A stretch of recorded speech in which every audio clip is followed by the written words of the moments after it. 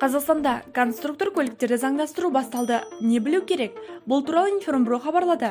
Азаматтар онлайн немесе арнайы халыққа қызмет көрсету орталығына барып өтінім бере алады. Қазақстанда автомобиль конструкторларды заңдастыруға рұқсат етілді. Заңдастыру 22 мамырда басталады деп хабарлайды полиция.kz тілшісі. Құқық қорғау органдарының мәліметіне сәйкес тұрғындар ЭГОВ арқылы өтінім беріп, электронды түрде тіркеле алады. Ал өтінім қабылданбаса тікелей арнайы халыққа қызмет көрсету орталығына жүгіну керек.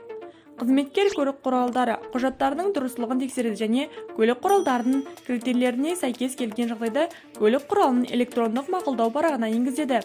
Өтініш беруші қайтадан онлайн өтінім бере алады. Электрондық мақұлдау парағы бойынша алдын ала тексеруден өтеді. Сарапшы криминалистік салыстыру үшін көлік құралының ұсынуымен тексеру пунктіне жібереді. Салыстырылып тексеруден сәтті өткеннен кейін өтініш беруші халыққа қызмет көрсету орталығына барлық қажет құжатты, оның ішінде диагностикалық картаны ұсынады және мемлекеттік баж 200 мың теңге мөлшерінде алым төлейді. Еске салайық, заңдастыру 2023 жылдың 1 шілдесіне дейін жалғасады. Қазақстан Республикасының ішкі істер министрлігінің мәліметінше, акция басталғалы республика бойынша 107 мыңнан астам көлік заңдастырылған.